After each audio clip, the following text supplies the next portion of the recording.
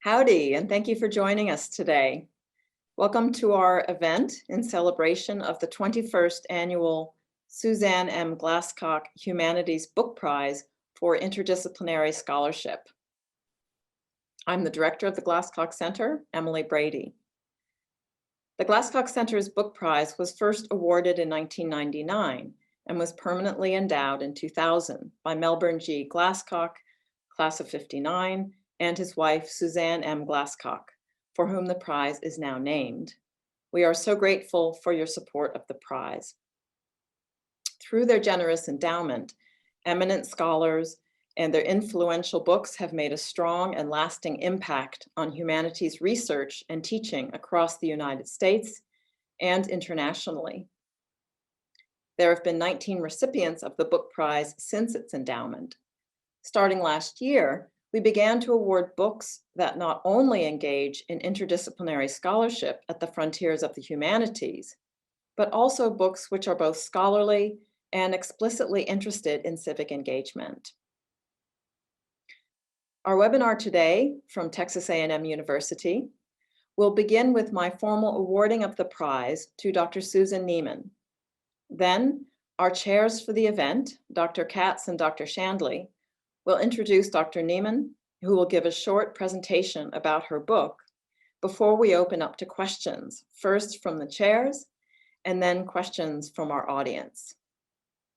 Please note that this webinar is being recorded.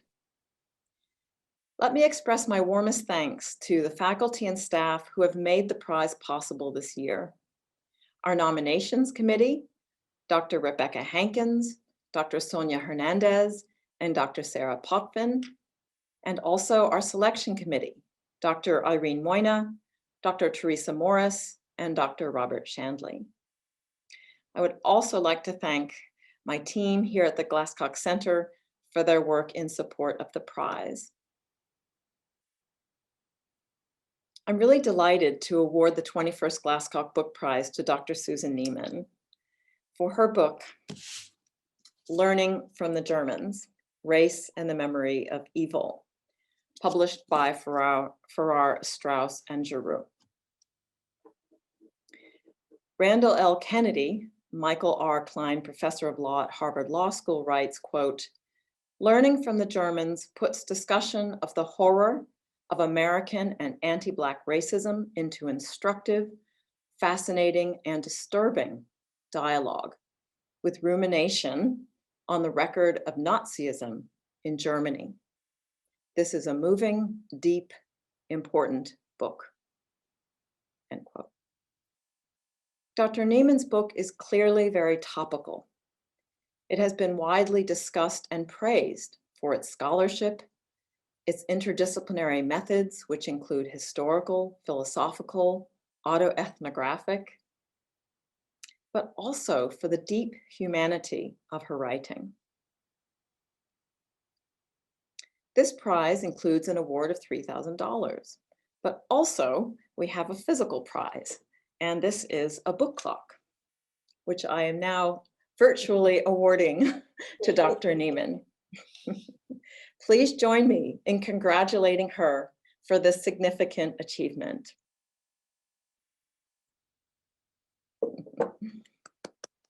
Thank you so much. Thank you. Well, thank you, Emily, and thanks to the rest of the jury and your colleagues. I'm touched and honored, and as you described the prize, it's exactly the sort of thing that fits the work that I would like to be described as doing. So I'm happy that you believe that I've done it. Well, we are really honored to be awarding you the prize. And of course, we wish we could be doing this in person. Yes. We are all used to webinars now, and perhaps at some point in the future, we would be able to have you here on campus. But I hope so. We're really looking forward to discussing the book.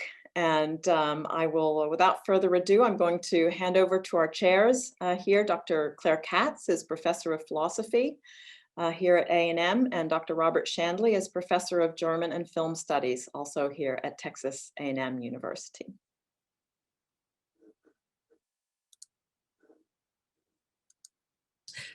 I get the honor of introducing Dr. Neiman in more detail.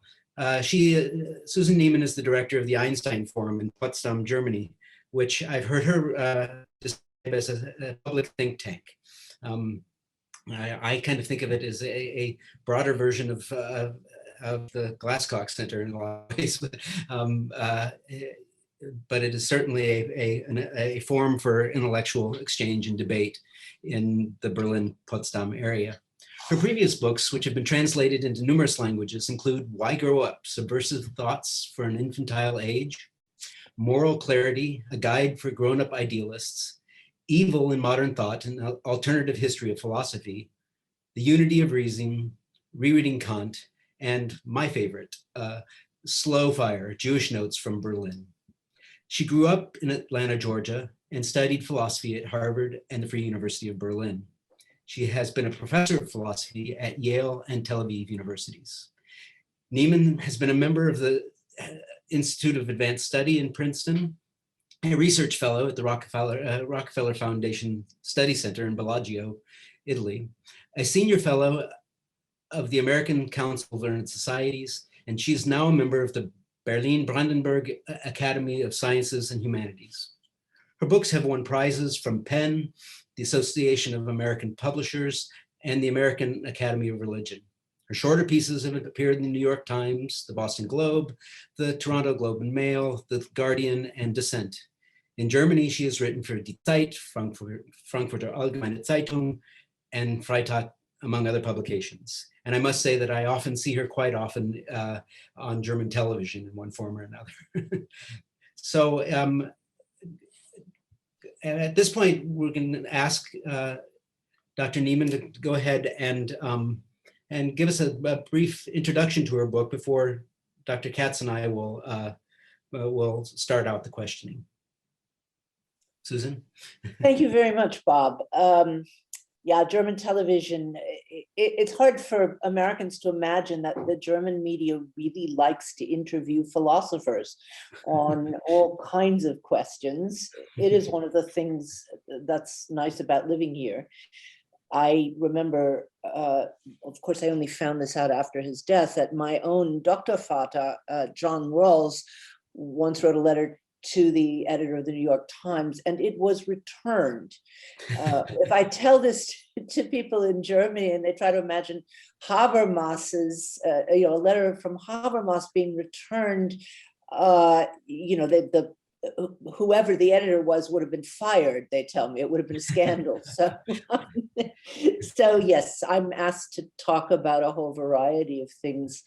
And of course, I don't know the Glasscock Center, except a little bit that I saw on the web after Emily wrote me to tell me about this prize. But I actually like to think of the Einstein Forum as a reincarnation of the great 18th and 19th century salons, where the most interesting intellectual life in Berlin took place. I mean, there wasn't even a university until quite late, and even when there was, it wasn't as interesting as what was going on in salons. But my staff doesn't like the word salon because they don't think it's serious enough. So we tend not to use it in our regular publicity, but I'm very happy to use it for my own understanding of what it is we do. I was trained as a philosopher, and that is the foundation of what I do, but I'm very happy that I've been in an interdisciplinary institute for the last 20 years, because it just simply, it exposes me to more of the world, and it's had an impact on my thinking that I'm very grateful to have had. So let me say a few words about the book. I look forward to having a dialogue with the two of you rather than my going on about it again. What strikes me right now is the fact that, and certainly since January 6th, but even a little bit before that, since last summer, I kept getting requests or mails from people who said, this is so prescient, this is so timely, this is amazing. And I have to explain, I actually began working on this book, or I had the idea for the book 5.5 years ago, and there was a particular moment. Most books don't start at a particular moment. This book started while I was actually sitting right here in my study, listening to President Obama give the eulogy for the 9 churchgoers murdered in Charleston. It's funny, I was just listening to him today. He has his new podcast with Bruce Springsteen, and he was actually talking about that moment. It was obviously an important moment for him as well as for America. For me, having lived such a long time in Berlin, I first came here in 1982 as a Fulbright Fellow, thinking I was going to stay a year and go back on the academic track. I didn't. What drew me in to Berlin was the experience of Vergangenheitsaufarbeitung, which is this long German compound word that I translate as working off the past or working through the past. It's interesting that the Germans came up with the concept because no other nation has anything like it. And I'd been watching it when I first came to Berlin in 1982. It was the 50th anniversary of the Nazi, or it was the run-up to the 50th anniversary of the Nazi takeover of power. And all of the people that I would normally gravitate to were concerned with figuring out how to commemorate it. There were museum exhibits, there were historical studies, there were panel discussions, there were films, there were art exhibits, and none of this at the time was done by the state, but it was done by the sort of people that I would naturally gravitate to anywhere. Intellectuals, activists, artists, people who lean to the left. And what struck me at the time was, having just left that sort of those sorts of circles in Cambridge, Massachusetts, I had to ask myself, why has nobody mentioned the Vietnam War since it was over? We talked about it then. Why was there never national discussion about Hiroshima? I was not thinking back as far as the Civil War and its aftermath, but it was already absolutely striking to me that some Germans, again, this was not a majority at the time, it was a minority. Some Germans were doing something that the United States had failed to do, and I was fascinated by it and stayed for quite a while, went back to the States, moved to Israel for a time, but then came back to Berlin in the year 2000 to run the Einstein Forum, and kept following the efforts. I mean, I begin the book by saying I was born as a white girl in the segregated South, and I will probably die as a Jewish woman in Berlin. And it was that contrast that, of course, interested me and grounded me, perhaps much of my life, but certainly in writing this book. But the moment when President Obama gave that incredible speech, I had the feeling, oh, finally, America is beginning a Vergangenheitsaufarbeitung of our own, because it was the first time that a national figure, much less a president, had made a connection between the violence of the present with the repression of our violent past. And I thought, well, and of course, in the immediate aftermath of that massacre, and under the power of President Obama's words, you saw 2 Republican Southern governors taking down the Confederate flag, and Walmart saying they weren't going to sell Confederate memorabilia. And I thought, look, this is something I know something about after all of these years in Berlin.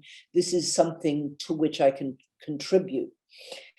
Now, I think there are lots of lessons to be learned from the Germans, and I'll just mention a couple of them very broadly, but I don't think that any national histories are identical. I have twins, and they're not identical either. I mean, people are individuals. And I think that's a good thing. But I certainly didn't want to sit in Berlin and preach at America from a distance. So I had a sabbatical coming to me and decided to spend most of a year in the Deep South, not because I feel the Deep South is the only place where racism is a problem, as I'm sure we all know, but it is a place where it's easier to see it clearly. And even if people distort their history, you cannot say they don't remember it. It's, you know, it's in your face all the time.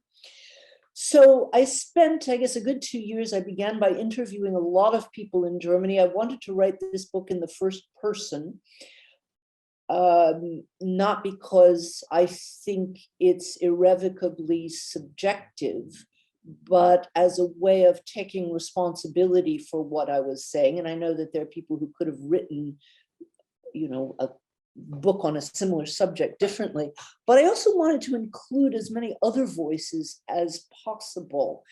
And for the two of you who are philosophers, a philosopher asked me recently on a talk, why did I decide to write it in this weird genre? And I said, look, had I been doing a standard philosophical work, I could have said, well, I think X, but I know that there are objections to X, and here they are. And now I'll give my answer to the objections Y, and then we'll go on to the next objection. And it just seemed to me much more interesting to present, instead of presenting anonymous objections, to present full-bodied human beings who were making them. So there are a lot of voices in the book that I don't agree with, or who don't agree with me, and I wanted to have it that way. So I interviewed a range of people within Germany. No, I don't think, did I interview? No, I did not. I mean, I interviewed about 3 times as many people as I had space for. My editor was already thought the book should have been 100 pages shorter. I didn't interview anybody directly on the Farrar. No, I did actually. I did have a meeting with the AfD.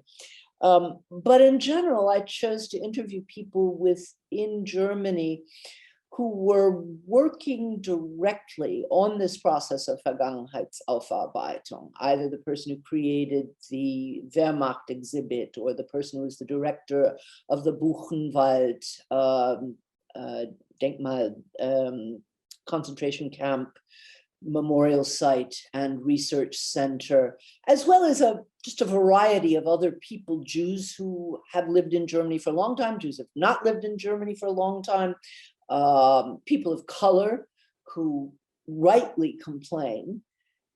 And I suppose if I were to add something now, I would be more critical of the way in which the contemporary German work of facing the Nazi period focuses almost solely on the Jews and doesn't extend to other people who have been persecuted or discriminated against, although now we are dealing with colonialism, and I must say we're dealing with it faster, if not perhaps fast enough, than any of the other great colonial powers, because the Germans have had that kind of practice already.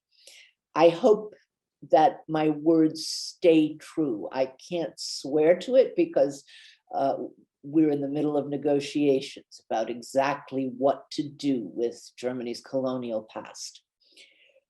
And then I went to Mississippi. I had more or less by accident been invited to give a, I had written an article that wound up on the web, and I got a letter inviting me to be a guest at something called the William Winter Institute for Racial Reconciliation in Mississippi. And I came for a couple of days to give a talk and a seminar, and I was absolutely fascinated with the work that people there were doing. It's now quite a different organization than it was when I was there in 16 and 17, but it was, at least at the start, a group of people, roughly half Black, half white, not a very large group, but people who were working on racial reconciliation, both via quite an interesting form of dialogue that they had constructed, as well as dealing with historical monuments and attempting to come up with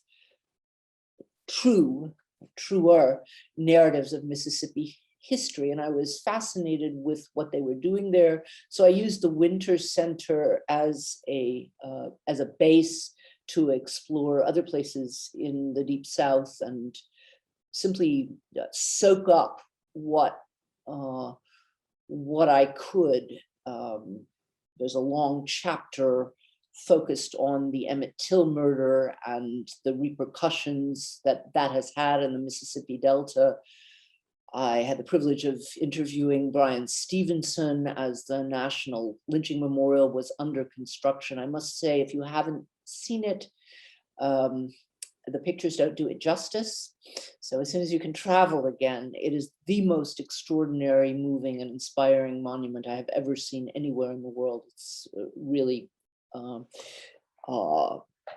just awesome in the genuine sense of the word. So let me just say two things that will sound obvious after you've done a lot of work on them, but which are not obvious in beginning. Vergangenheitsaufarbeitung is really, really hard. And what I think it's a multi-generational process. The Bible talks about the sins of the fathers being visited on the children for either 3 or 4 generations. That strikes me as about right. I think probably 4 generations for all kinds of reasons, because these are questions that affect us at a very deep and personal level. They affect our relationships to our parents, they affect how we raise our children, they affect what songs we listen to, what movies we see or make. And all of that stuff isn't going to be open to a quick fix. It's got to take place on all kinds of levels, all right? That's the first thing. But secondly, what very few Americans, although Bob is a professor of German, he will know it, but it shocks most people outside Germany when I tell them that for the first 4 decades after the war, West Germans did not think they had anything to apologize for at all. In fact, they considered themselves to be the worst victims of the war. So litany, they lost the war, they lost a big chunk of their territory, they lost 7 million people, their cities were bombed to smithereens, they were hungry, and on top of all that, the damn Yankees were trying to tell them that the war was their fault. Now I put in the word Yankee, if in German, of course, they would say the Amis, but one of the biggest insights that I had while working on this material was to realize that the first couple of decades of post-war Germans sounded exactly like the defenders of the lost cause, okay? And we shouldn't be surprised if there's reaction, if there's pushback, if there are people who, do not want to face America's racist past, because the Nazis didn't want to face theirs either. And nevertheless, they managed. For a variety of reasons, slowly, unwillingly in many ways. Of course, there's a different process took place in East than in West Germany. We can go into that if you're interested. And that's the kind of message that my friends who are activists working on this stuff actually found very comforting. Because they know how hard it is, they know how much resistance they have to put up with. And, the Nazis have become, for people outside Germany, more of a symbol than anything else, more of a symbol than a historical fact. And, a symbol of absolute evil, perhaps the one moral proposition that most people in the world can agree on. So that the idea that even they resisted atonement, apology, facing up to what they had done should give us some hope, I think. I think I should stop there and let you ask questions or make comments or criticism. I'm also totally open to interesting criticisms. There are a few criticisms that I'm tired of, but it's all right if you make them up. Don't call me a Stalinist, because I think that East Germany did many things in this regard better than West Germany did. I get that one. That one I'm a bit tired of. But anything else I'm happy to talk about. I do just want to make one little plea. As I watch from a distance what has been going on in the United States, of course, I could not have imagined while writing this book that I would be part of a wave, and that wave includes, in my view, most importantly, Brian Stevenson's work, but there are many, many other authors and filmmakers at the moment who suddenly have provided us with a flood of cultural work, forcing us to face this history. And it is now indeed something that I think nobody who reads any serious mainstream publication or even watches Netflix, unless you watch all the wrong things, can avoid. And I'm following these discussions. Some of them trouble me. But one thing that I really would like to emphasize is that if Americans want to change the way we view our history, perhaps the most important thing that anybody who is listening to this right now can do is run for a school board, or at least turn out for the local elections that determine the school boards. Those of us on the liberal left have ignored those things for the last 40 or 50 years in favor of larger scale protests and national elections. And I think the consequences are absolutely devastating.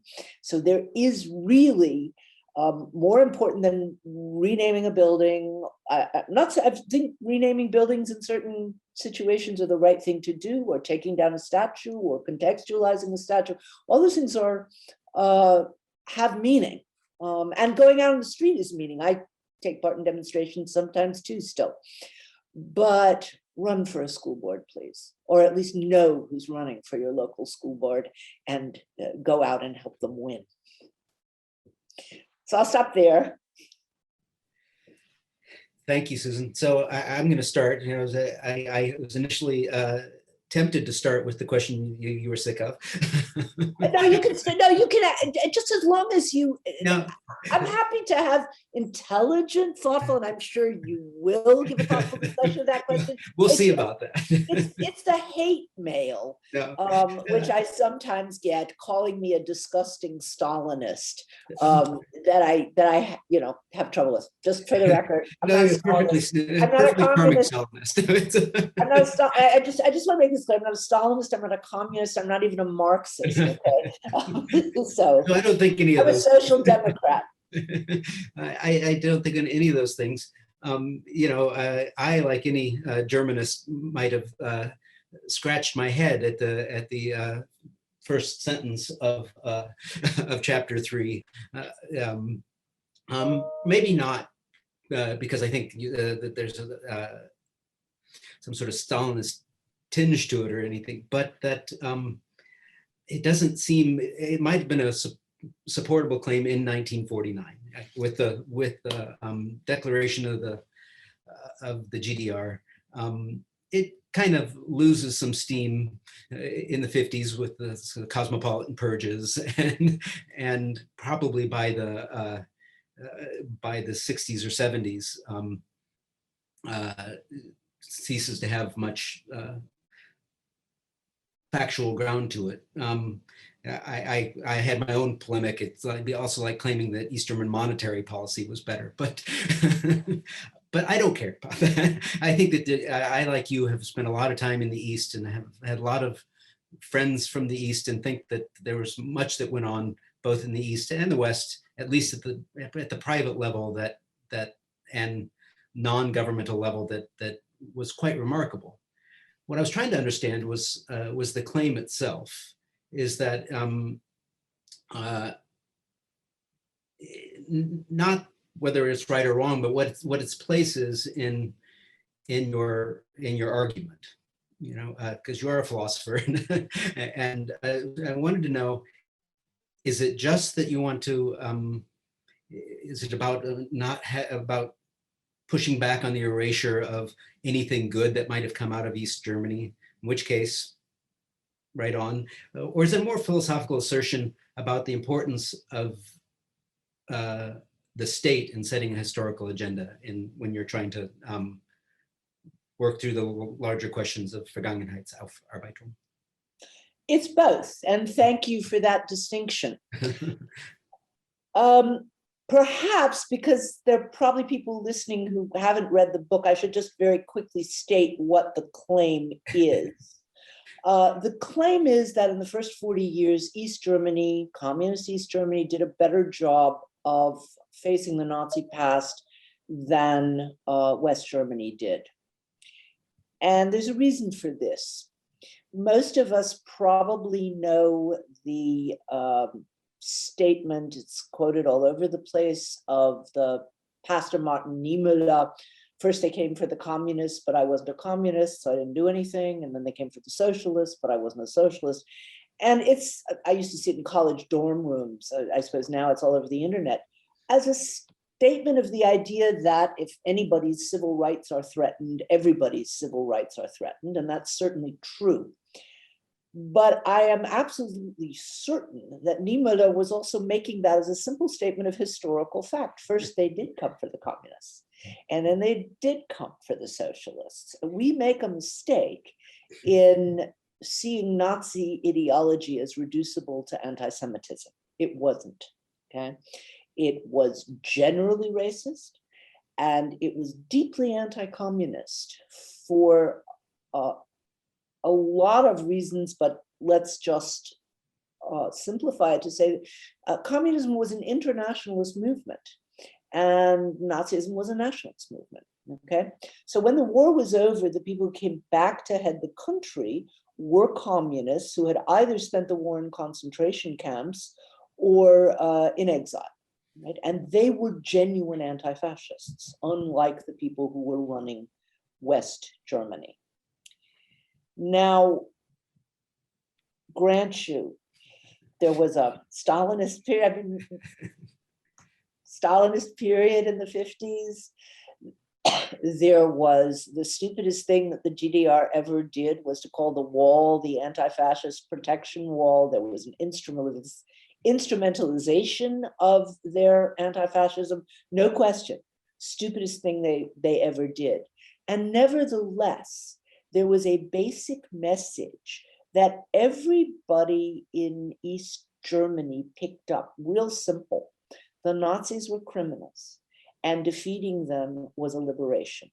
And that was not a message that was propagated from the state until 1985, when Weizsäcker finally said, you know, May 8th is a day of liberation, and yes, we suffered during the war, but other people suffered more, and it was our fault, okay? That took 40 years in the West. And I've interviewed, the book, by the way, I had that chapter fact-checked by 2 different German historians because I knew I was going to get flack over it.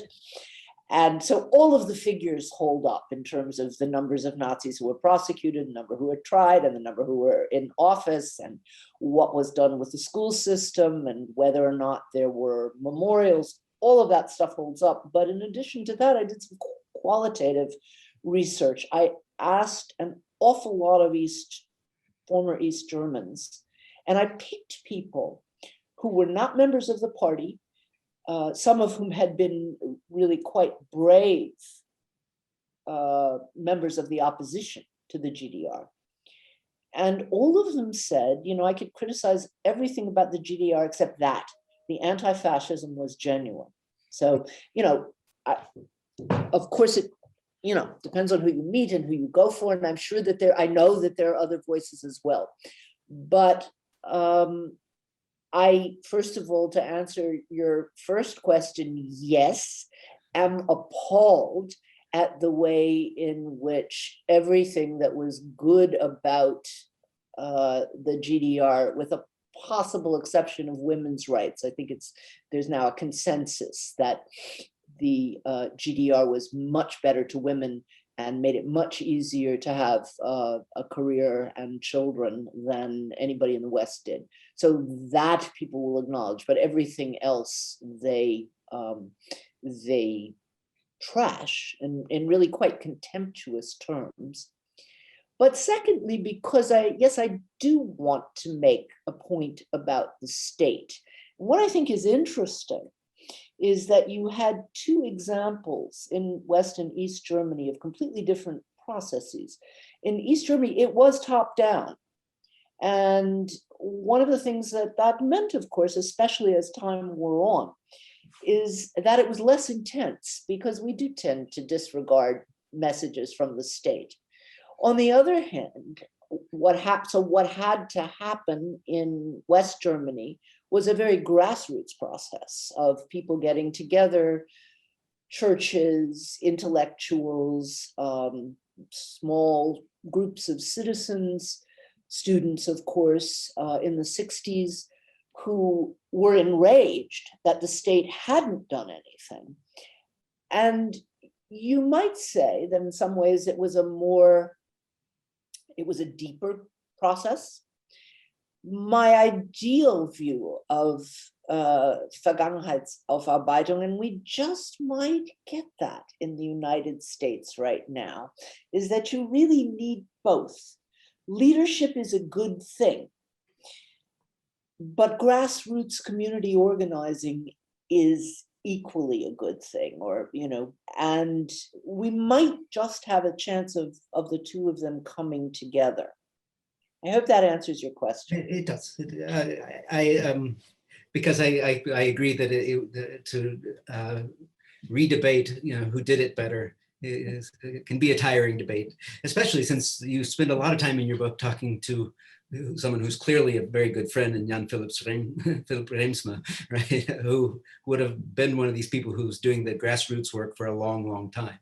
Yes. Yeah, so my other question is, at some point late in the book, you note that 20% of Germany's population now has an immigrant background. Mm. And so, because I think his book just came out in German translation a couple of weeks ago, Michael Rothberg. A year ago. No, a year ago? Yes. Okay. Well, he seems to be on virtual book tour now, and had an article in the Berliner Zeitung last week about. Michael Rothberg. Yeah. Yeah. Sorry, I thought you meant my book. Yes. No. Michael Rothberg. He had an article in the Berliner Zeitung in which he sort of talks about competing claims of victimhood, and if public memory of the Holocaust is going to continue to resonate in a multicultural Germany, then they need a different way of approaching that, right? What do you think of his argument? And do you think it has any bearing on how the United States works through its own politics of memory? It's a good and a big question. So let me say that I was puzzled when I read Rothberg's book a few years ago. I thought it was good and fine and reasonable. But I asked myself, why did he have to go and look at French literature when multi-directional memory was at least all over the South that I knew, that I grew up in? Yeah. African Americans always identified with Jews. I mean, it's in slave songs, and certain Jews, Universalist Jews, and let's not forget 30% of all the white Northerners who came down to the South when it was dangerous to do so during the Civil Rights Movement, 30% of them were Jewish. So there was this cross-identification going on in this country all the time. I'm scheduled to do another virtual dialogue with Michael Rothberg. We haven't actually met yet, except on email, but I'm scheduled to do one at the end of the month. And I do mean to ask him about it. I hope it's not a rude question, but I do feel he's a literary theorist and he focuses on literature. When I think that the cultural multi-directionality has really been a part of our history for a very long time. Now, it's true that in the last couple of decades, there's a long discussion about what happened to the Black-Jewish alliance and, whose fault it is. And in my view, both sides are at fault. But on the other hand, it's still very much alive. We just saw it in Georgia, okay? And it's not just that Senator Ossoff and Senator Warnock won those races, and I am a hopeful human being, but I didn't even dare to hope that they were going to win. I donated, that both of them, either of them would win. I donated, I did whatever one could do from afar, but they not only won, they campaigned by referencing that solidarity that, it was quite personal for me because John Ossoff goes to the synagogue that I grew up in, and Reverend Warnock always gives a sermon there about Martin Luther King's birthday. And so, it was, but it isn't just, it's not just my story. This is a story all over the place. I gave a talk a few weeks ago at a Holocaust center in Michigan. And that in itself is interesting, the number of people who have Jewish organizations, Holocaust research centers, Holocaust museums, who have asked me to talk to them because, the multi-directional memory is there. I haven't been invited by any Christian churches. I would certainly go to most of them if they asked, but it's Jews who are in the wake of Black Lives Matter saying we have to get behind this. So yes, there's hostility in some pieces of the community. There is, in my view, a very legitimate concern about Palestinian rights from many supporters of Black Lives Matter. Of course, many Jews as well, and I'm among them. But I'm not sure that this would be, in fact, I was telling a friend of mine, who's both been part of and written about the left-wing American history since 1959 or something. And I was telling him about Rothberg's book, and he said, sure, it's great, but it's not clear to me that Americans need to know this, who've been paying attention. Germans do. And I'm glad that Rothberg's book is getting so much attention in Germany, because we have a real problem here. Because West Germany, unlike East Germany, sorry, that's a little dig, Bob, but East Germany did not focus on Jews. They also commemorated the deaths of 14 million Slavic civilians who were murdered in the war, and others. But because West Germany decided that the only problem with the Nazis was anti-Semitism, and because they it's a kind of axiom of faith of being a good German to say you can't compare anything to the Holocaust. We have a real problem here. I don't know, if you read the Berliner Zeitung regularly, you'll know that I've been involved in this political initiative too, in, you know, trying to argue as head of I'm part of a group of cultural institutions who are concerned about the ways in which, let's see, what's the quickest, easiest, and least controversial way to put this?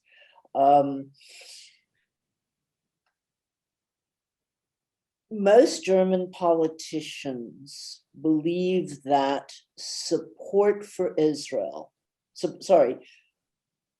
support for anything that happens in Israel and any policies of the state of Israel is what they are required to do to not make the errors of their Nazi parents and grandparents. And so criticism of settler politics or attempts at annexation or racism in Israel, or the kinds of things that can be debated both within Israel, where I lived for 5 years, but certainly in the United States, those are things that really can't be discussed in Germany. And actually, behind the German translation of Rothberg's book are some of the people who've been worried about this issue and are very glad that he's, we can have someone who's having these discussions. I hope that, I am, if you've been following, I am right in the middle of all of this, and it's very unclear how it's going to work out. There has been surprising hostility to our political initiative, which, I run the very smallest institution in the entire group. This includes people like the Goethe Institute or the Bundeszentralpolitische Bildung, or giant organizations, the Humboldt Forum.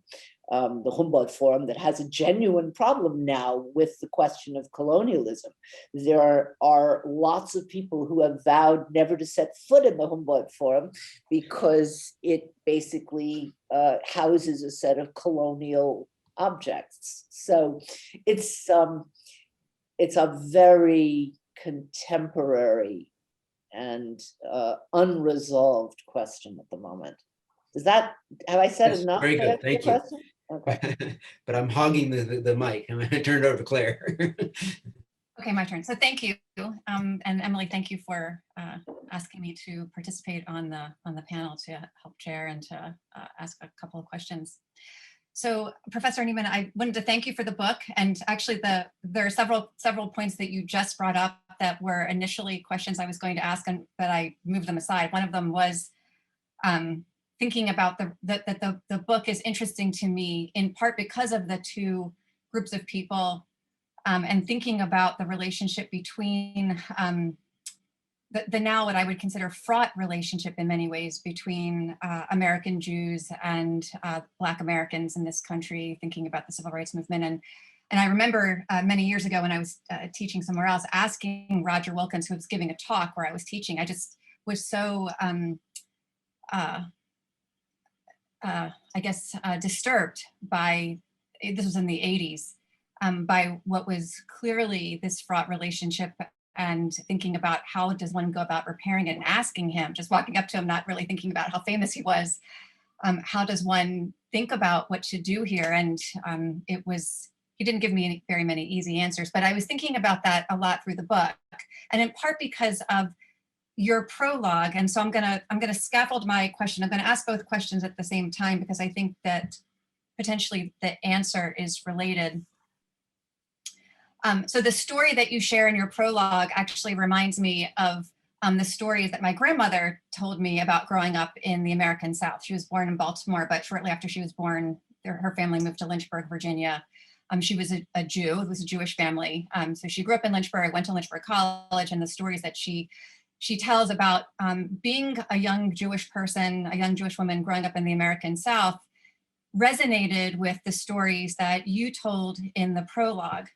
And so I kept thinking about that, both in terms of my own experience as a Jewish woman going to graduate school in the South, swearing I would never move to the South, even though technically I grew up south of the Mason-Dixon line, and then living in Texas.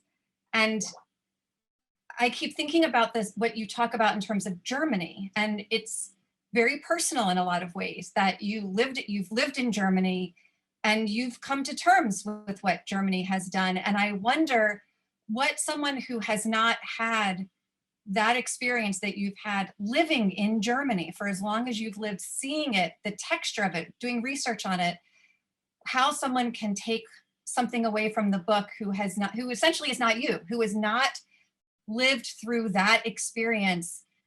In many ways, you've gone through your own sort of personal journey of making amends with Germany and thinking about how that feeds into the book. And then this is sort of semi-related. It's funny that you say, that you're imploring us to run for the school board. So one of my areas is actually in philosophy of education. I work on education. I'm with you. I'm completely with you. And the example that I actually want to give is actually about education and thinking about the similarities and differences between what Germany did and what has not happened here. And so you make several claims in your book, or several statements, and I just want to say I'm with you. I'm absolutely with you. And I'm with you in that moment in 2015 when Obama gave the eulogy. I'm working on something similar, and when the Charleston shootings happened, and then the eulogy. It's one of those things, where were you when you heard that this had happened, kind of moments. So, so you say the first condition of this kind of transformation for the US would be profound, right? A sincere apology for the torment the non-whites Americans have suffered. Then you say, until you grasp the reach of your sins, you cannot really apologize for them. And I am absolutely, that claim to me, I think is one of the most significant claims that you make in the book, but also I think the one that to me is the most despairing in thinking about what the US can do. And then you say apologies without reparations are empty. And so I'm going to bracket for a moment the monuments issue. I love the comment that you make about what monuments do is make our values visible. I think I hadn't thought of it that way. I love that. Okay, but going back to these other points. So when you read someone like Coates and he talks about how the stolen labor is everywhere, he's right. It's everywhere, right? It's in buildings, it's in our universities, it's in the dorms, it's everywhere we go in this country is a product of that stolen labor. And it's difficult to imagine how we would make reparations just for the stolen labor alone, right? Just for that part. But then if you look at someone like Roy Brooks's work, where he talks about the harms to descendants, this to me is very different from Nazi Germany. I mean, in some ways there could be similarities, in terms of, what would be owed, I was talking to Bob beforehand, the Jews who walk into the Swiss bank and say, I want the interest for the money that you've kept, right? That we don't have that wasn't really part of the plan. But if you think about the repercussions, how chattel slavery and the effects of that and the racism have reverberated through history. Education to me, when I think about a moment in time just a few years ago when two Black mothers in two different places, but both in the North, were charged with crimes for trying to move their child into a school district for which they were not zoned to get a better public education. I mean, that's extraordinary when you think about something that small, right? The idea of public education, and that one was actually charged with larceny, right? Theft of public education simply for crossing the line into the next school district over. One was in Ohio and one was in Connecticut. And they went to jail. And then those stories, interestingly, resurfaced in 2019 when the college admissions scandal happened, right? These, right? Mothers, again, right? But literally stealing something, right? Trying to buy or steal a way into college for their children who are of the most privileged, right?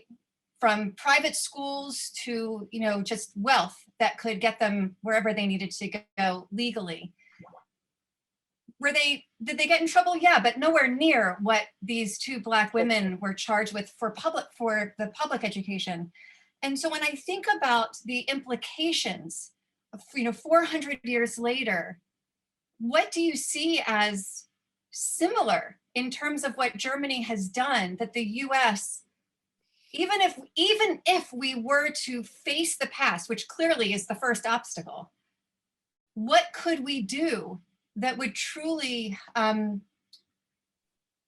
make amends, right? Make those reparations, get us to a place where someone like you as a Jewish woman can live in Berlin and feel comfortable. And I mean, I think there are just so many differences about how these things have emerged that I'm trying to get my head around what those similarities are. But that's sort of something I would just, those are the things I've been thinking about as I read through the book.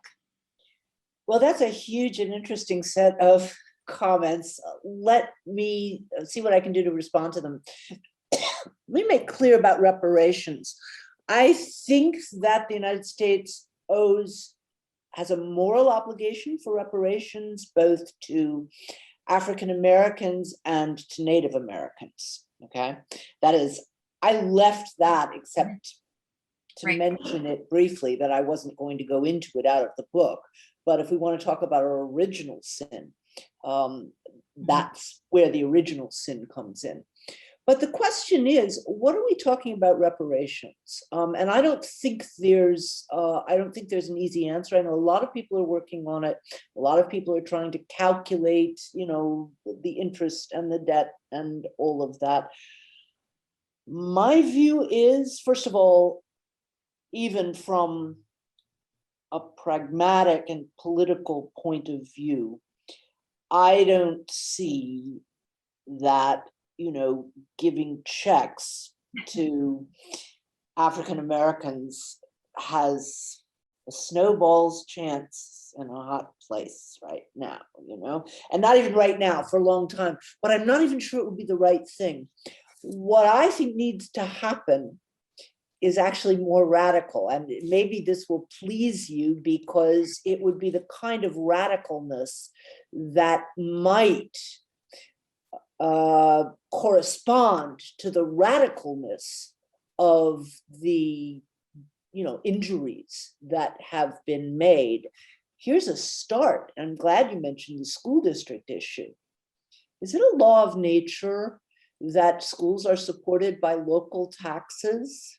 It isn't, but I haven't heard, I'm sure there's somebody, you work on philosophy of education, I'm sure there are people out there proposing alternatives, but what always strikes me in discussions about school districts and housing and all that stuff is that it doesn't occur to anybody to ask the larger question, that's not how schools need to be funded, and that's not how schools are funded here. Okay, one views an element, basic education as a right in a democracy, both as a right and as a foundation of a democracy. And yes, probably even, coming up with a different tax system, there would still be differences, but not the grave and crashing differences that there are now. Okay. And incidentally, politically, it would educate some people of, some white people in poor schools better. And, that would be to everybody's benefit as well. The other thing that, of course, would be extremely radical, and I think both morally and politically, right, is to think about all of the things that Americans call benefits in terms of rights. And, as happens in all of Europe, Bernie Sanders and other people have made huge mistakes in referring to Scandinavia, because it's then very easy to say, oh, those are small, wealthy, homogenous societies. Of course, things work there. Well, Germany's the world's 4th largest economy. And we have a set of social rights of which Bernie Sanders does not dream. When I tell people that Bernie Sanders is far to the right of Angela Merkel, they sort of, look at me open-mouthed, both in the US and in Germany, but it's true. It's simply true. So once we began, when I tell people in the pandemic, they all followed the debate over Obamacare, so they know that we don't have national health care. But when I told them we don't have sick leave in the middle of the pandemic, they looked at me as if I had, said we eat little babies for breakfast or something. I mean, people were just absolutely shocked that we don't have that. This is a right in every European country. I then went and looked what the number of sick days are. The smallest number is in Poland, that's 50 days a year. The largest is in Holland, that's 2 years. It's just, if you're sick, you're sick. And the law guarantees it, and then the cutoff, even in Poland, should you be, seriously ill for more than 50 days, there's something else that kicks in. So this is considered a human right, as is education, as is parental leave, as is vacation. You have CEOs insisting on the right to a vacation, even for people who have had long sick leaves. It's a very different conception. People have talked about all of these things in some of the proposals for reparations. It's been better education for African Americans and, perhaps better healthcare and all of that. But supposing we turned the question around and asked, why in the world are Americans living in a society that is, from the point of view of other developed countries, so deeply unreasonable? It's just unreasonable. And one of the things that I have been thinking about lately is the amount of free-floating rage in America that we tend only to notice when there's a school shooting or an attack on the Capitol. But when I come back for a while, it jumps out at me from everywhere, and not simply from essential workers who are taking care of our groceries and working 3 jobs just to pay rent on a crummy apartment. I think it's also the case in the middle class too, because there are a lot of things that the middle classes don't have. So it seems to me that if we thought about reparations as a matter of healing, that we would think in very broad general terms and give everyone the kinds of rights that America could certainly afford to give people now. The question I ask at the end of the chapter on reparations is a thought experiment. What if a German Holocaust survivor simply got the same amount of social rights that her neighbors do? Do we think she's owed something more? Yes, I do. So that I think if we truly leveled the playing field, as people, it's so funny, these sports metaphors. I mean, I do know that sports plays a huge role in American life, but it can also trivialize what's actually going on there. But let's stay with the sports metaphor. Truly level the playing field in terms of all of those kinds of rights. It sounds very utopian, I know, from an American perspective now. If we did that, should we give African-American families more, actual cash payments to make up for the wealth their families weren't able to build because they couldn't even get mortgages in the mid-20th century, which is after all the source of most people's wealth? Yes, we should. But it's a process. Now, do these things sound utopian? Yes. And I put them out there in the knowledge that it's unlikely that I will live to see them, but I still think they're the right thing to do. And an awful lot of things that have seemed utopian actually came to pass after a few decades. I certainly didn't think I would live to see an African-American president. I mean, we've had to deal with a backlash, but nevertheless, that fact is important. I'm not sure, I hope I've answered at least part of your question, but you can push me if you feel I didn't. No, I mean, I agree. I would go for the more radical response also. I appreciated what you said previously in response to Bob's question about a kind of both and, that it has to be both grassroots and also leadership. I mean, it can't be one or the other, because I think about that when I think about the history of education in this country. I mean, not all, but a lot of private education started in response to desegregation, right? That the racist attitude, permeated, right? So we try to use the sports metaphor, right? Level the playing field and provide public education and integrate the schools. And then the white population says, I'm out of here, right?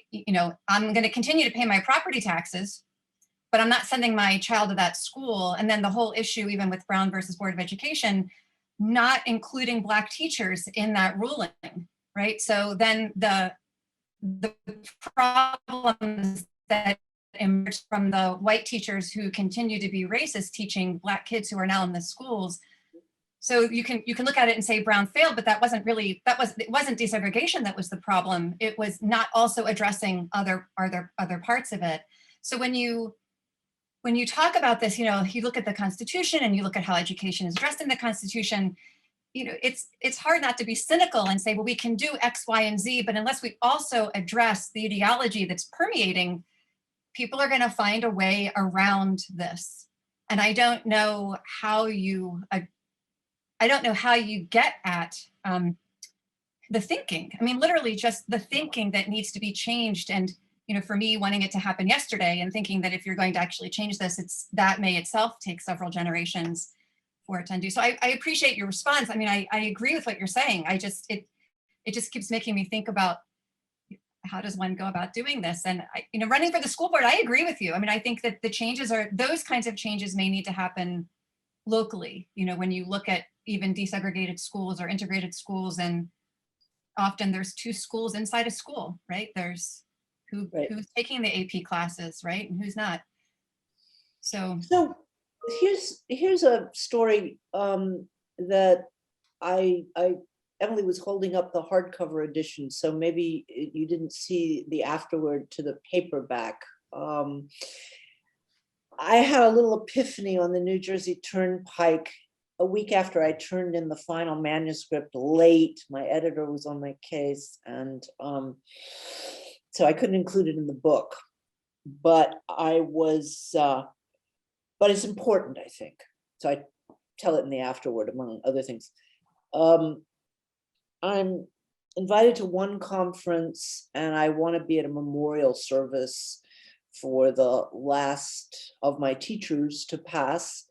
And the only way to do it is to drive very late at night on the New Jersey Turnpike very fast, and it's pouring rain, and I'm afraid of falling asleep at the wheel. And so I turn on the radio so I can sing along and stay awake. And what comes on after a while is Joan Baez's cover of The Night They Drove Old Dixie Down, which is a beautiful song. And I start singing. Wait a second. Is there any ambivalence in here? Can I find some ambiguity? No, this is an elegy for the lost cause. And, would I, sing along to The Night They Drove the Wehrmacht Down? I would not. So I cannot sing this song anymore.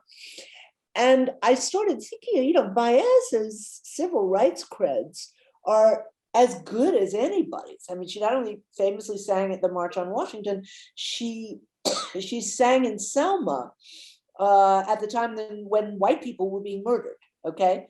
So, if even Baez could cover that song, have it be, I think it's her greatest hit, without realizing how much ideology she was, projecting and, putting on the radio for the rest of us. It's a sign of how deep the ideology goes and how much work we have to do. I think we've done a lot of it, and now I'm going to say something that I'm still trying to figure out, and indeed am working on at this very moment. And so I'm not 100% clear about what I have to say. When I've worked something out and written it down, I figured it. I'm troubled, as I know an awful lot of people are troubled, but people are afraid to say it, by some of the ways in which this rush to face the painful parts of our history is taking place. Now, I just read the San Francisco School Board has taken back their really quite terrible decision to rename schools, but Chicago is considering taking down 4 statues of Abraham Lincoln, to which, of course, the obvious answer has to be, do you want heroes or do you want saints? Because, heroes have flaws, and, a hero is someone who can work herself out of the narrownesses and the prejudices of her day. But my God, we're all of us children of the cultures that we grew up in. So I'm really troubled by the ways in which in this rush to do something that admittedly is absolutely overdue, facing up to the fact that America's history, I mean, as you said, Claire, there's an enormous amount that has to be worked through in a completely unnuanced and unthought through, let's just tear it all down. It reminds me a bit of what happened when I first came to Berlin, thinking that the way to prepare for spending what I thought was going to be a year in Berlin was, Bob will smile at this presumably, was to memorize large parts of Faust and, haben und ach, philosophy, etc. I never had that temptation. Pardon? I never had that temptation. Okay, well, so you didn't study philosophy. It's the fact that it begins with this rant about, I studied philosophy and it didn't bring me anything. I think that was my temptation at the moment. I think philosophy has brought me a lot of things, don't get me wrong, but I did have this moment when I first went to Berlin in 1982 and realized that, well, the world I had been living in was narrower than I had realized. And so I had this sort of feeling myself. But anyway, but it only confined itself to, trying to memorize. I succeeded in memorizing parts of Faust Part 1. And then coming to Berlin and realizing that no one would read Goethe, because Goethe was part of this contaminated German culture. And you didn't read the classics. You could read Brecht. Brecht was about as classic as you could go in the circles of people who were trying to face up to the Nazi period. And fortunately, 40 years or however long it's been, almost 40 years later, you have a more nuanced and balanced view. And I think we need to come to that desperately in the United States, because otherwise we're going to be faced with a war between the worst parts of the 1619 project and the worst parts of the 1776 commission. And although I admired many of the aspirations of the 1619 project, I thought there were parts of it that were not done well, and I thought the people who put it together did not respond well at all to what was sympathetic criticism in the beginning. And you know, we don't want warring tribal narratives. What we would like to do is, I'm sure I'm falling on open ears here with two philosophers in the mix. I go slightly nuts when I hear my truth. She's speaking her truth. No, I'm sorry. There's truth. And we don't necessarily get it in, you know, any kind of transcendent way, but we do have ways of moving closer to a truthful narrative by expanding our sources. And this is something I'm really worried about at the moment, actually. And it's we'll see how it goes. I don't know. I mean, I'd be curious, because I hear horror stories from friends who are teaching in American universities, actually. People who, a friend of mine who's been teaching at a very distinguished university for a long time, he says, look, I've got tenure, I'm a full professor, they're not going to fire me, but I walk into every class these days thinking it could be my last, because I'll say something that someone will misconstrue and it will turn into a shitstorm. And I will just say, okay, I can retire already. I don't need to deal with this. This is someone, by the way, who wrote his thesis on Marx. This is somebody who is, you know, not in any sense conservative, either theoretically or practically, but is worried about the kinds of reactions that we're seeing. And of course, untenured people are in much more precarious positions. So that's probably a conversation to save for a longer conversation for another time. But it is relevant, you know. Absolutely relevant. I'm sorry that I went on about it so long, because it's just what I am worried about, because I'm fighting this plea that we should face our history. Right. I'm worried that we're not doing it properly. I agree. So we'd like to make sure we get some of the participant questions. Some of the participants have asked some questions. We want to make sure we get to them. There are two here. Let me start with I think we've addressed part of one of them, but we'll get back to his. But another question about, it says, another implication of the sports metaphor is that there are winners and losers, as in a sports game. Many Americans believe that the benefits rights are part of a zero-sum game, that someone else's game might mean their loss. How would you respond to this? That's a very good point.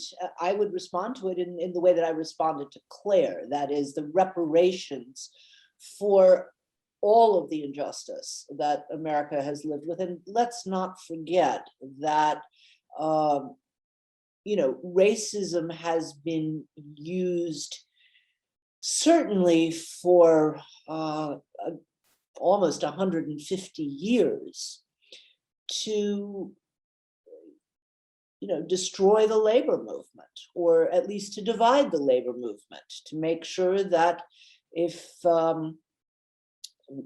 white workers can feel that they're at least getting a better deal than Black workers, they don't have a need, or at least they don't have a drive to push for full rights. Racism is exactly the factor that has divided us, and it's been done. I mean, there are plenty of historians who've done work on this. It's been done quite deliberately, you know, in the late 19th century and the early 20th century. So it's an interesting thought. I'm going to have to think about whether actually this sports metaphor has contributed to racial division. I mean, we all need to be careful about conspiracy theories. It's not as if anybody sat and thought, how can I exploit the most labor? I will convince them that everything's a football game and you know, they will win simply by virtue of being white. But something like that went on, and we would all win if we could pay attention to the way in which racism not only divides us, but puts us down. And oh, by the way, there's a new book. I've ordered it, but it hasn't come. It's supposed to be terrific. And I heard a podcast. The woman's name is Heather McGee. I don't know if it looks like you've read it already, but so she talks about the ways in which racism has deeply injured so many white people as well in economic terms. And one of the metaphors she uses, which is not just a metaphor, is a number of communities in the South who poured concrete into their public swimming pools rather than integrate them, you know? And she uses that as a metaphor, but again, I haven't read the whole book. I've heard her talk about it for an hour, and it's supposed to be excellent. So I hope that answers the question. Bob, you're muted. Claire, do you want to get at the other question there? Sure. So the other question that was posed is, so many would argue that riots that spin off of protests for racial justice in the US are damaging to the cause the protests support, if not evidence of political maneuvering rather than racial reconciliation. Is there any parallel in German working off the past where overzealousness did damage that could be informative for this phenomenon in the US?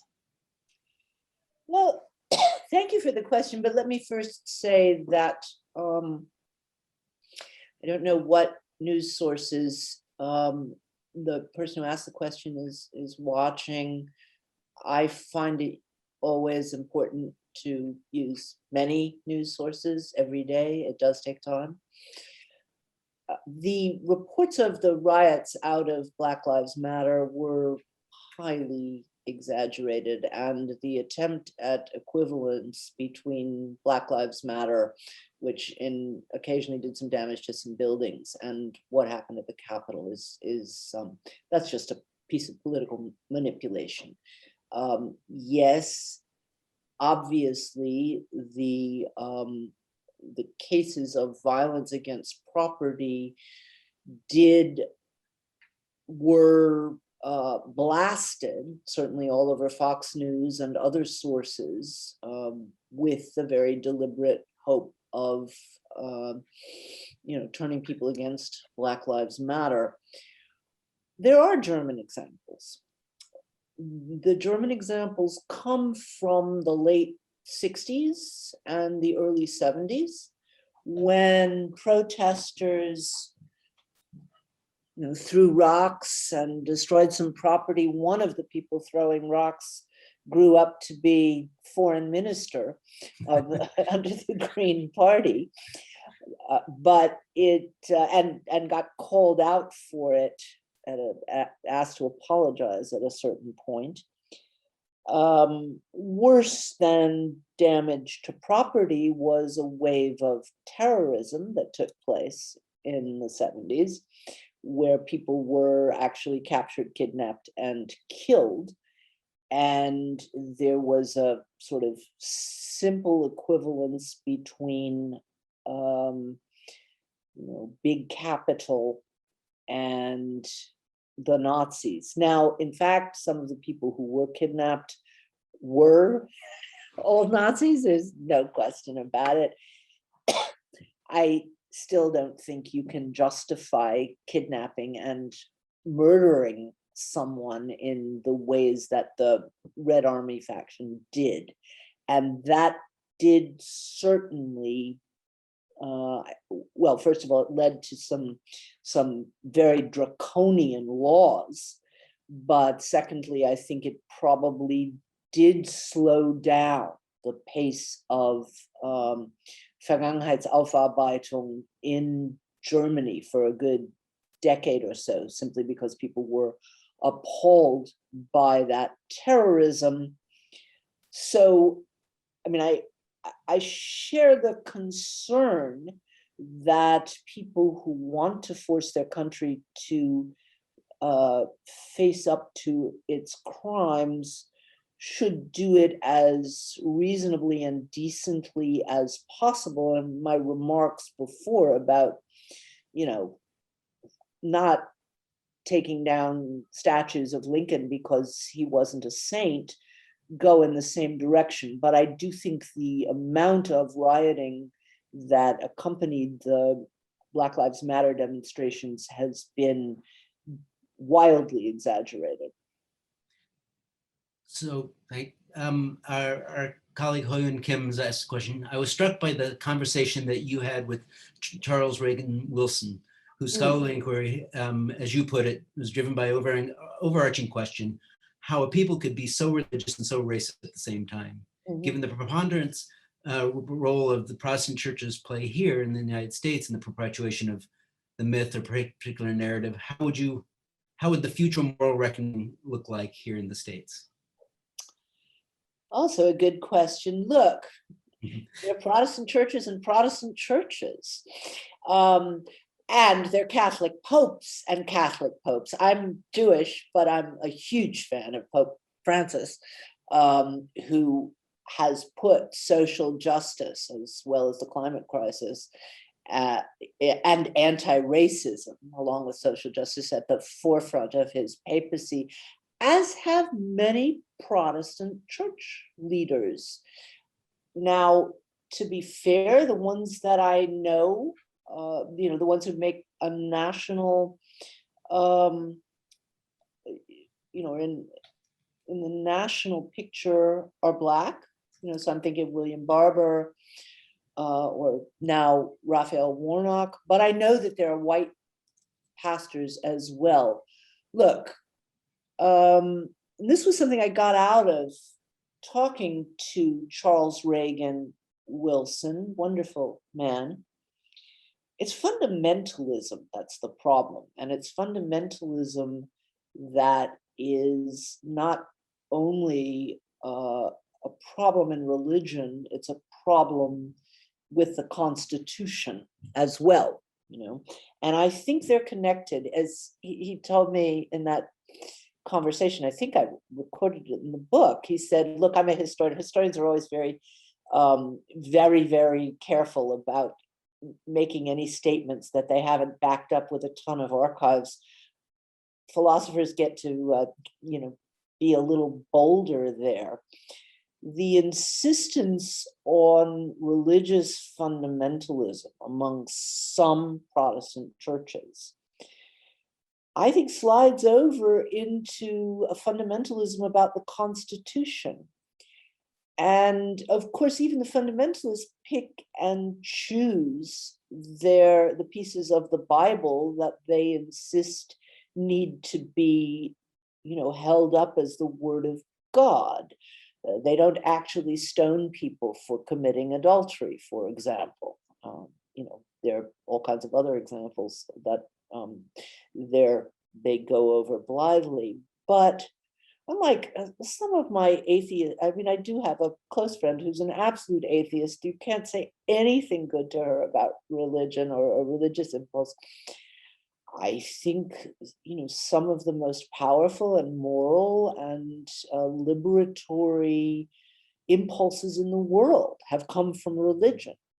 But I don't think they come from fundamentalist readings of religious texts. And I think a little bit of common sense and perhaps some textual savvy that some of us have learned, saying, wait a sec. Okay, it can't be exactly the word of God if you have two creation stories within a couple of pages of each other, all right? First of all, okay?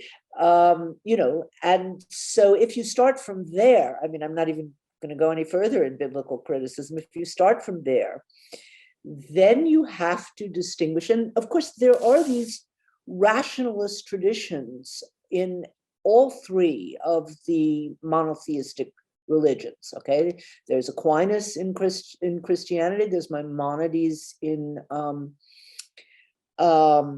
Judaism, and there's Avicenna in Islam, and all of them concentrated on saying, look, these texts, there are holy texts, but they were given to people at a particular historical time and a particular stage of understanding.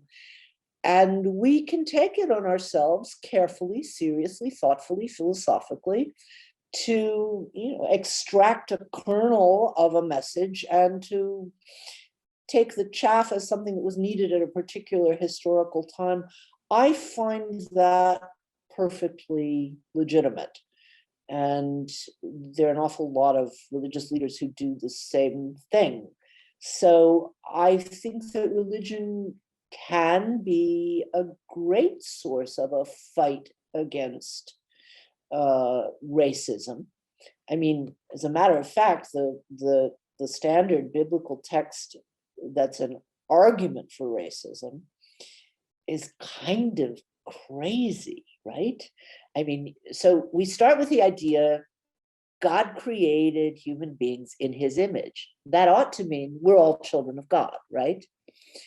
Right? I mean, so that we ought to have the same expectation of dignity and the same set of rights as everybody else. And then there are people who have this bizarre story about how one of Noah's sons, Ham, saw his father naked, and for that reason he was stricken with a curse, and that's where Africans come from. I mean, this is actually, and the funny thing is they claim they're being fundamentalists. This is adding, this is not actually in the Bible at all, so people interpret. There is no text that doesn't require interpretation.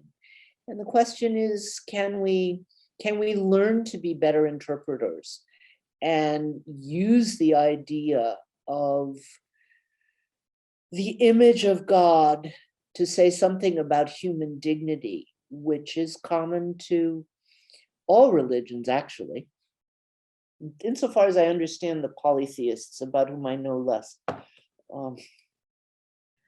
So we've run over, but we're going to ask you one last question here. Sure. Claire, So the last question is, I'm curious to know if you would be willing to speak in detail about who, quote, the Germans are, whom one could learn from. Are there differences in Germanists that are relevant to your discussion? I ask because the debates of who is allowed to do X and who is implicated in a national history seem to be under negotiation both in the US and in DE. Also in DE, Jews stripped of their German citizenship in WW2, who subsequently return as Germans with inherited reinstated citizenship versus other immigrant experiences in Germany today.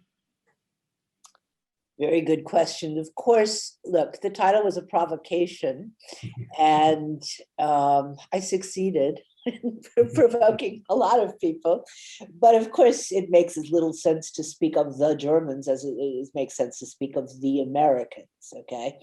And I tried to guard against that in the book, first of all, by reminding people that in post-war history, there were two Germanys and they did things very differently.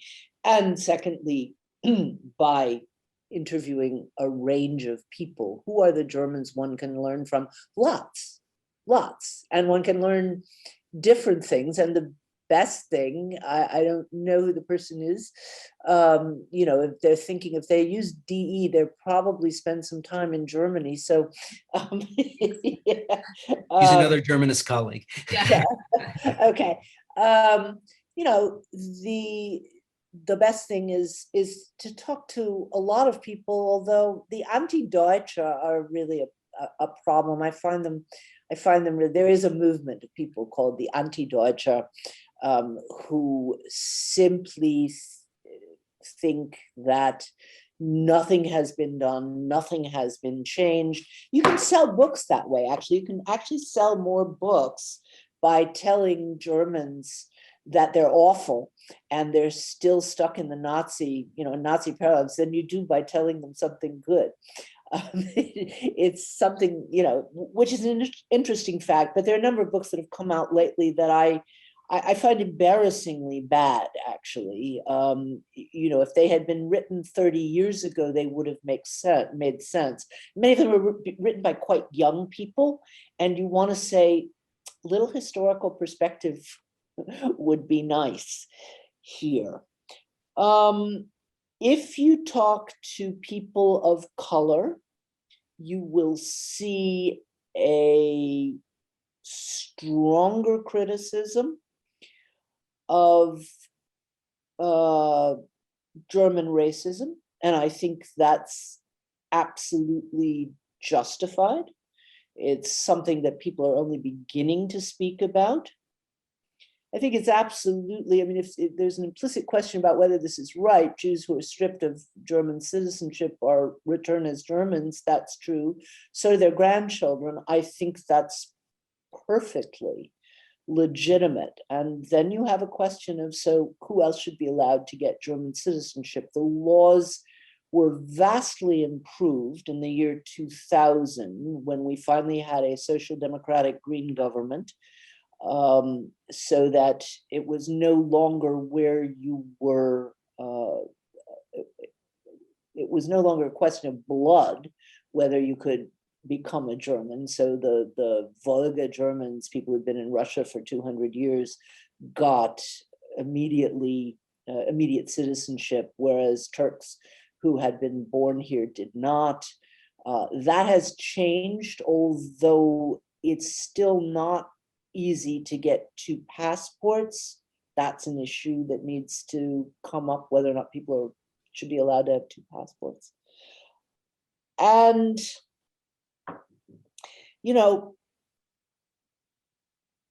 what shall I say? The refugee crisis is a genuine crisis. And we should not forget that most of it was directly triggered by the Iraq War, that George W. Bush, who of course, in comparison with some other people, seems to look like a benign force, but that war is the reason why there are millions of people in refugee camps. Germany has taken in more refugees and successfully integrated them than any other country in Europe, not to mention the US. For comparison, if the United States was going to take in the number of refugees we took in 2015, we would have to take in 5 million people at once on a fraction of the geographical territory. So I'd like to honor that fact. And I'd also like to mention that during that period of time, everyone I know, it was extraordinary, was involved in some way or another with helping refugees, spending time, teaching them German, helping them through the bureaucracy. I actually, one weekend, my son and I went to try and give some food away to refugee shelters, and we kept being sent away to other places. We don't need anything anymore. Everybody's been donating. And that's something that I think we need to honor, even as we acknowledge that there are refugees languishing in Greece, there are refugees languishing in Turkey, and that Angela Merkel cut a rather nasty deal with Erdogan to make sure that the refugees stayed largely in Turkey and did not come to Europe, and that she wouldn't have to deal with political fallout. I realize it's difficult for Americans of a certain kind to say know anything bad about Angela Merkel. I was told I can't say anything bad about her because she's a hero in the United States. Well, she's not a hero here. And she, you know, except for a moment or two, she's very good at arranging things, although she's not been very good at arranging the pandemic, as it's turned out in the end. But so, I mean, this is all to say we could do a lot better. And there are proposals on the table. There's some very good proposals on the table of how to better integrate refugees and how to take more of them. But for that, you need a different government, and we don't have it. So we've made you dance a lot for your dinner at this point, and we're not even going to give you dinner. So. Yes, yeah. No, this is a lot of fun. I mean, to have such thoughtful readers is this is what you want when you write a book, is that smart and thoughtful people are interested in talking about it. I'm just sorry we can't actually go out to dinner and right. have a couple of drinks. Claire, do you want to take us on out? Thank you. Thank you for your time, and thank you for the book, which was provocative and gave me so much to think about. So I appreciate that. And Emily, thanks for organizing, hosting. And we Yeah, look forward to comments? having a dinner sometime. Yeah, we Yes. probably will be possible again. I have a bunch of, you know, interviews. I was supposed to be on book tour basically all year.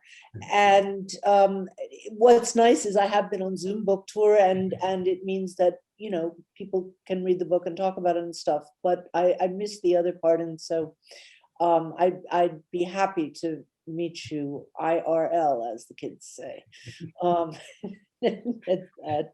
at some point in time. And I really appreciate the being honored with the prize. It's lovely. Well, thank you. And it is indeed our honor, and hope that we can all gather together again for another wonderful discussion. Thank you for the book opening up all of these interesting avenues of thought, and such important, and as you say, prescient ones. So I will go ahead and thank our audience as well for their questions, our panelists so very much for their time and their thought. And without further ado, we will say goodbye for now. Goodbye for now, and take care all. Thank you. Thank you so much. Thank you.